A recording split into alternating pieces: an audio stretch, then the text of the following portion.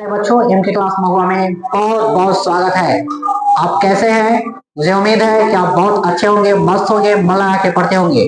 आज का सीरीज आपको science class 10th crash course चल रहा है। इसका सीरीज 12 है। लगातार हम 1 से 11 तक सीरीज धुआंधार बताए हैं। बस आप देखिए, प्रैक्टिस कीजिए, उसमें से क्वेश्चन हर हाल में रहेगा और रहता है। विश्वास कीजिए और पेशेंस के साथ, धैर्य के साथ बने रहे चैनल पे और पढ़े। मैथ और साइंस का सीरीज चल रहा है। मैथ का तीसरा चैप्टर समाप्त कर दिया गया है, चौथा चैप्टर हम लेके आएंगे। बस लाइक सब्सक्राइब शेयर करते रहे। शेयर की संख्या आपका कम गया है, सब्सक्राइब की संख्या कम हुआ है जैसे के तैसे, इसलिए लाइक सब्सक्राइब शेयर करते रहे दोस्तों को और चैनल के साथ बने रहे। सभी सब्जेक्ट हम लेके आएंगे, बस आप हिम्मत दीजिए, अपने दोस्तों को शेयर कीजिए। चलिए आज हम लेके हम आ रहे हैं crash course science class 10 series कितना है 11 तक सीरीज हम पढ़ा दिए। 10-10 का सीरीज चल रहा है। 110 क्वेश्चन आपको दे दिया गया है। 110 क्वेश्चन में से ही लगभग रहेगा, बहुत कम क्वेश्चन है, इसलिए साइंस के पूरे फिजिक्स केमिस्ट्री बायोलॉजी का क्वेश्चन हम पढ़ाएंगे। इसमें फिजिक्स और बायोलॉजी का टर्म चल रहा है 5-5 का सीरीज, यानी 10 क्वेश्चन का।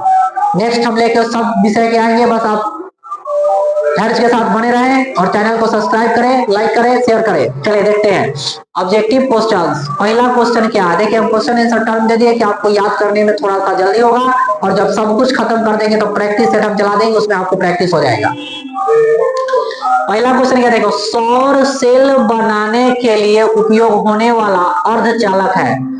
सौर सेल जो बनता है उसमें उपयोग होने वाले अर्धचालक क्या होता है? तो आप जानते क्या होता है, जर्मेनियम है। क्या चीज से बनाया जाता है? जर्मेनियम के उपयोग से बनाते हैं। क्वेश्चन नंबर 2 क्या करा, पृथ्वी पर ऊर्जा का मुख्य स्रोत है।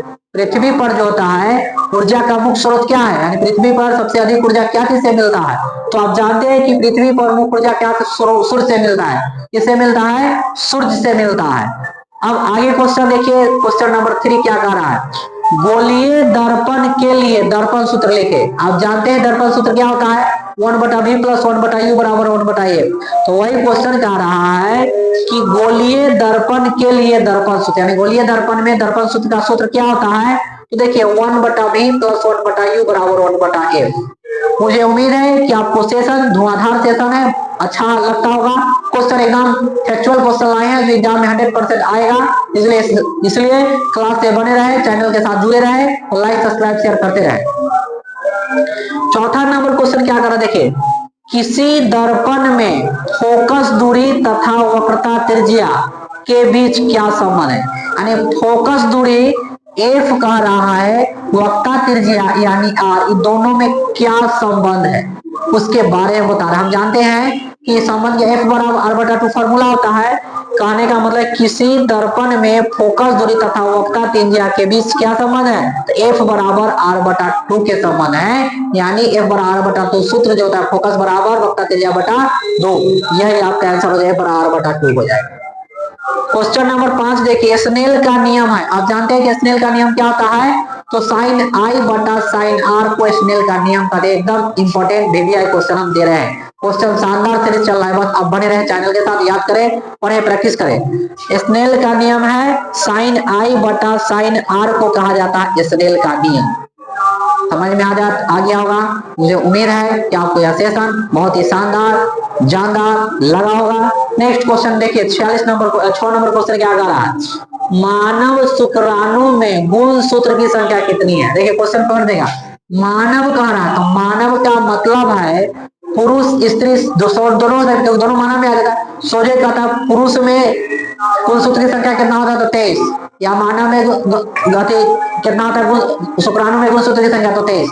लेकिन मानव कहने का मतलब क्या, दोनों जाति आ गई, इसलिए क्या है मानव शुक्राणु में गुणसूत्र की संख्या कितनी हो जाती है? तो 46 हो जाता है। एक जोड़ा जो 46 होता है, क्योंकि 23 पुरुष में 23 मतलब स्त्री पाया जाता है, इसलिए 46 होता है। तो मानव कहेगा 46, सोझे पुरुष कहेगा तो 23, सोझे स्त्री कहेगा तो 23।